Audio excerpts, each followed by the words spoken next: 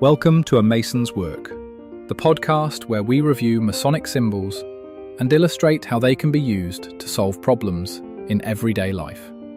With your host, Brian Mattox, a proud member of the Craftsman Online Media Network. At a behavioral level, the Worshipful Master function is about kind of in three phases, just like your inner apprentice, fellowcraft, and master mason. It is designed to help you get from ambiguity through to refinement and then on to clarity. When you sit as Worshipful Master, you're going to need to use all three of the other aprons that you've been given to kind of step through these iteratively. So when you're sitting as Worshipful Master and you put on your inner apprentice mason's apron, you're going to be saying, I'm taking full responsibility for this process, and I'm going to go through this early phase discovery right now, this beginner's mind. I'm going to sit here and take full responsibility and move forward. So what does that mean in terms of behavior? It means step one, and this is where the tools get really easy, right?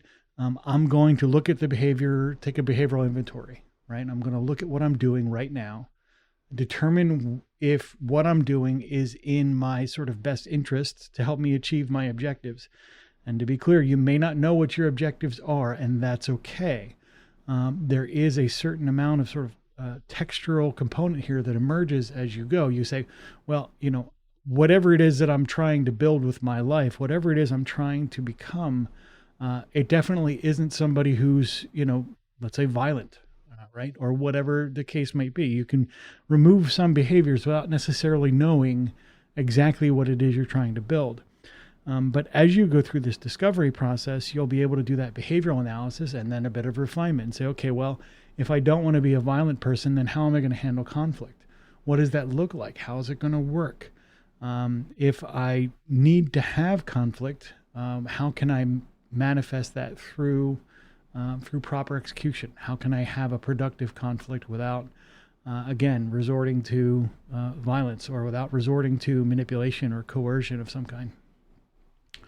This behavioral analysis function of the Worshipful Master role does really sort of require you to go through all three of those phases, that entered apprentice phase where you just kind of understand what's going on, the fellowcraft phase where you begin to refine those behaviors, and that master mason's phase where you begin to execute the right set of behaviors that you need to achieve your goal.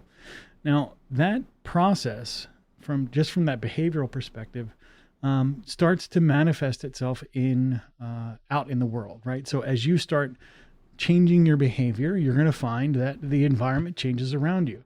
As we talked about in the most recent series on correspondence, as you change your behavior, your interior changes, and as your interior changes, your behavior changes as well. So it creates this sort of circular relationship.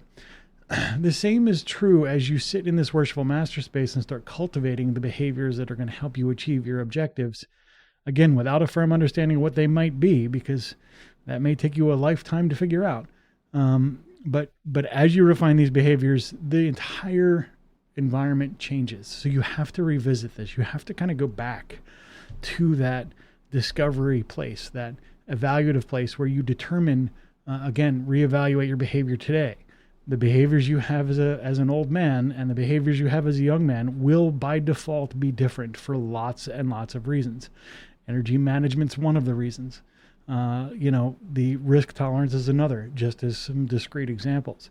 So as you're sort of iterating through these aprons, sitting in that place of total responsibility that the Worshipful Master really requires, you're going to be able to, again, build these stronger behavior sets and iterate on them and then become a better and better agent of change as you move forward.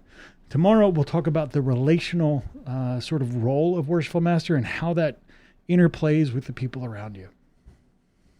The views represented in this podcast are those of the speaker alone and are not representative of any grand or subordinate lodge.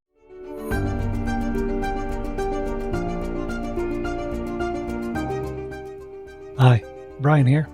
I wanted to thank you so much for listening to this episode. If you have any suggestions or guidance for further episodes you'd like to see, or here, whatever the case may be, please don't hesitate to reach out to me at amasonswork.com, and we will try and incorporate your suggestions into a future recording. Thanks.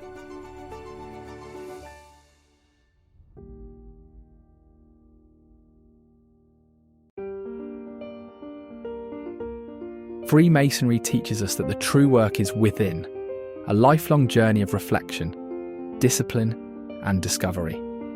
At A Mason's Work, we help Masons bring out their best selves through meaningful self-inquiry and symbolic practice. From personal reflection to lodge engagement, we offer tools that turn symbols into action. Visit us at amasonswork.com. The work is within. The time is now.